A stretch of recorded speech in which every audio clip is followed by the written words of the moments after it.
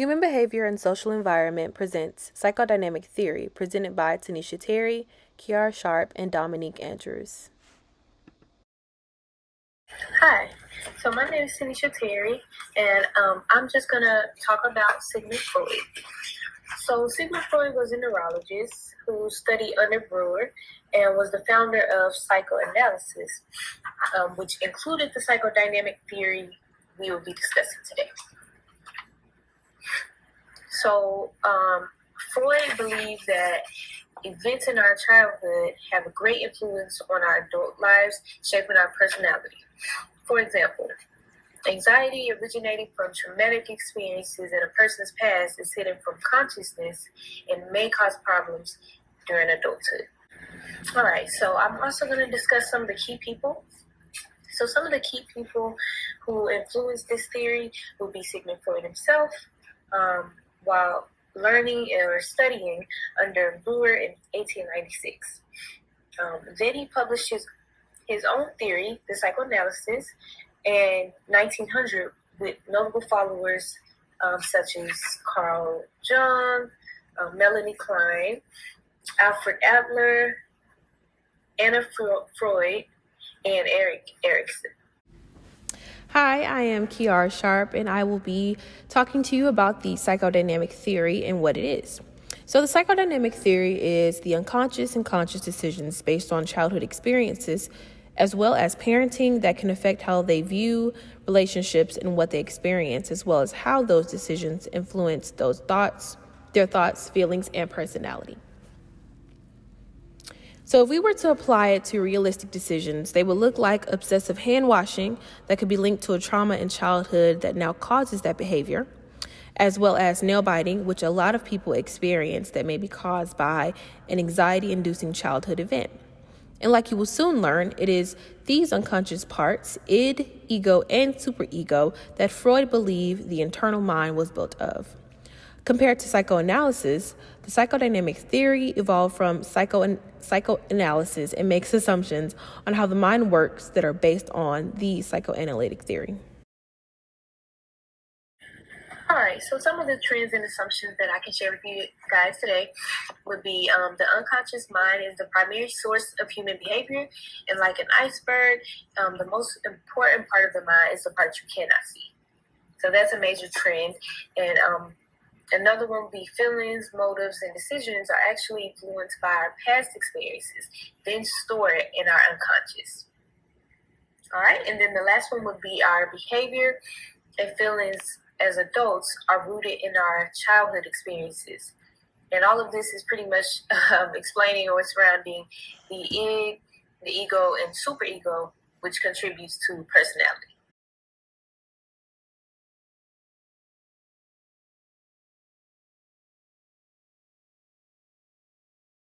All right, so a little bit deeper into this psychic apparatus.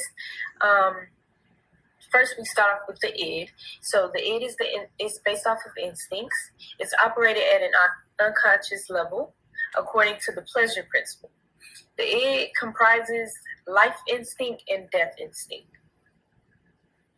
All right, so then from the id, it goes to the ego, and that's just pretty much the reality part of it. It develops from id, of course, during infancy, and it satisfies the demands of id in a socially safe way. And then from ego, which is the reality piece of it, you go to your superego, and that's the morality piece of it. And that develops during early childhood and is responsible for ensuring moral standards are followed. A little bit of the research evidence as far as during his time was a little bit hard because of the criticism it got. And basically this statement on the screen says that the greatest criticism of psychodynamic approach is that it is unscientific in its analysis of human behavior. So I think that it was pretty much based off of pretty much his own findings. It wasn't really a scientific, anything he can scientifically prove or test. And Although it was difficult to scientifically test, the next slide is going to address a little bit more about how in today's world we can actually try to use the psychodynamic theory with other things as social workers may work with. So this slide is talking about the effectiveness as well as that theory being used. So according to Lissy, random controlled trials have shown that psychodynamic psychotherapy is very efficacious for treating PTSD. So I think that they basically saw that the psychodynamic had a lot to do with conscious and unconscious. So they kind of, I guess, took it as a way of relating it to PTSD. So furthermore, into the article that was read, it says that when conducting psychotherapy, social workers could provide just basically that type of psychodynamic theory to in case management and or discharge planning. So they also, social workers could use the psychodynamic interventions to facilitate the other key components of trauma-informed practice, such as conceptualizing clients' experiences in a cultural context, maximizing clients' control over their treatment, and focusing on adaptation over symptoms.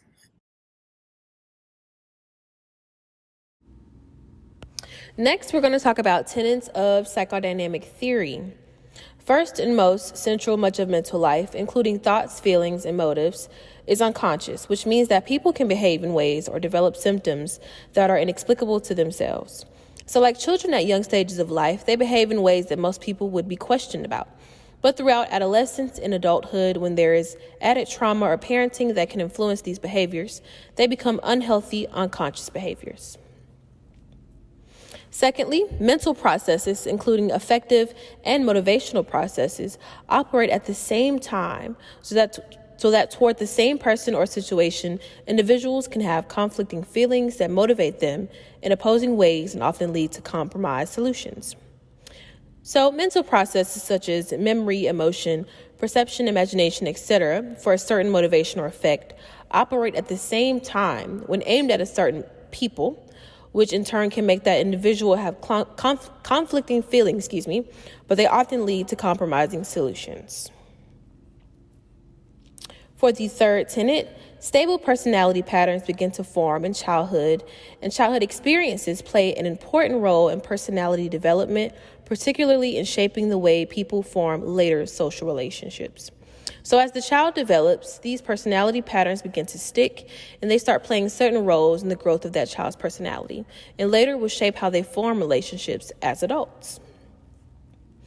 Fourth, mental representations of the self, others, and relationships guide people's interaction with others and influence the ways they become psychologically symptomatic.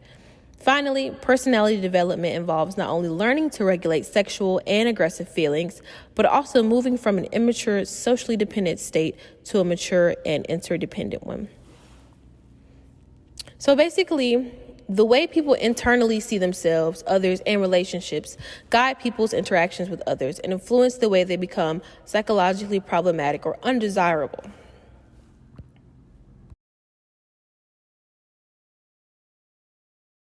Human development. Adult personality is the result of childhood experiences, as in the way we were raised and nurtured. Our unconscious holds events from childhood that later materializes as an adult. Our personality is shaped through these different conflicts as adolescents. Here we have self, which is developed in infancy or early childhood out of internalized and life-altering interactions between the individual and important self-objects. Through the psychoanalytical concept, we can see superego, which is developed during play age and is based upon the internalization of parental prohibitions and aspirations.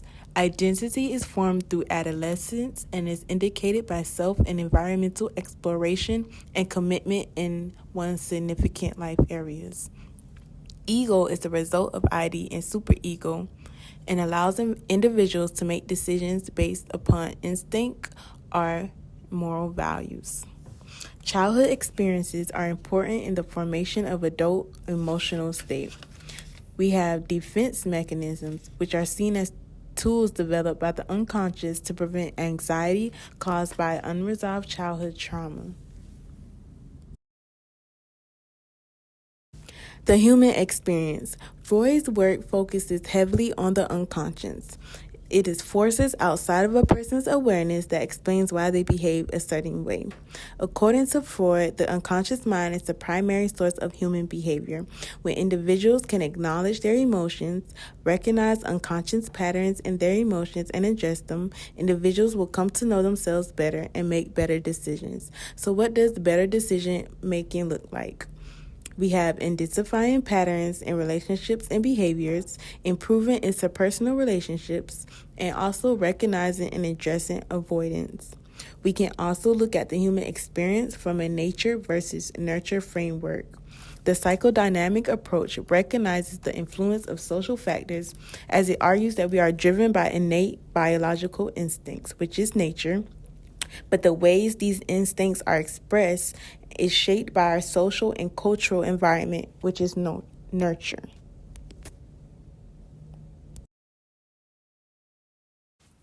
Psychodynamic theory and change. Change occurs by the unconscious will to recover. The ability to change or respond to conflict in one's life through adaptive or creative ways is considered a healthy state of being. Structural change is important to psychodynamic thinking and its perspectives on personal transformation, fundamental meaning, creation, destruction, birth, and death. Structural change is often sought after because it is the idea that change can be more persuasive and permanent.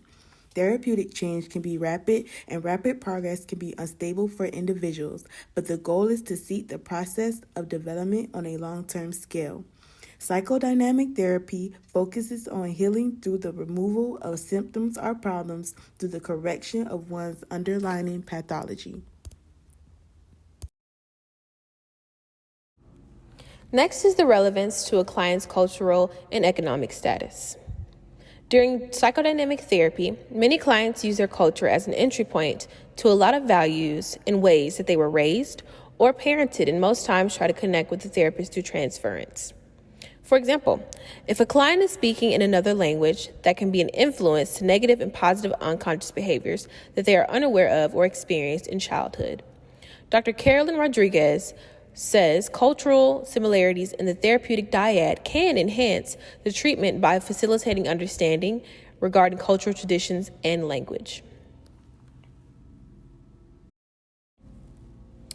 As we continue, we have a few key practices for the psychodynamic theory.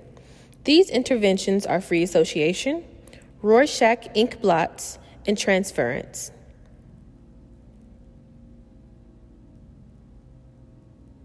At the time, a popular game called Blotto involved a set of ink blots that could be organized into a poem or story or used in a round of charades. Rorschach noticed that patients diagnosed with schizophrenia reacted differently to these ink blots and began studying their use as a tool for diagnosis and discussion of symptoms.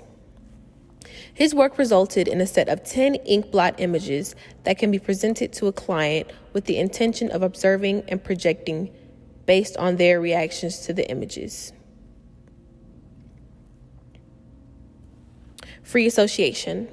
When Freud developed the method of free association as a therapeutic tool, a primary aim was to bypass the conscious theories that patients held about their minds and symptoms and to try to map their structure of their associational networks.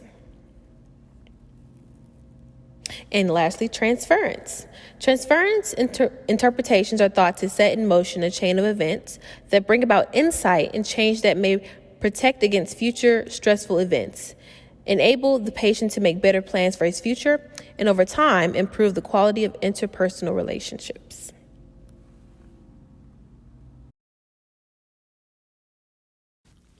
Psychodynamic theory and recognizing human behavior. Freud's work was heavily criticized for being too deterministic, unfalsifiable, subjective, and even sexist. Other scholars believe Freud's views on behavior resulting solely from unconscious factors leaves little free will or control over one's own actions or behavior. The psychodynamic theory ignores biological factors by putting all the attention on psychological factors. His theory is viewed as subjective and unfalsifiable due to the lack of scientific analysts and also the lack of ability to scientifically test his theory on human behavior. Because his theory is untestable, this makes the theory unfalsifiable because findings are difficult to prove wrong. His theory has been seen as sexist to women because he saw women as inferior to men and believed women develop weaker superegos and higher rates of anxiety. Because Freud's findings were based on his case studies, they were difficult to generalize to a wider demographic. Freud's theory states very little evidence on the effect of ethnic, cultural, or socioeconomic factors that also play a role in human behavior.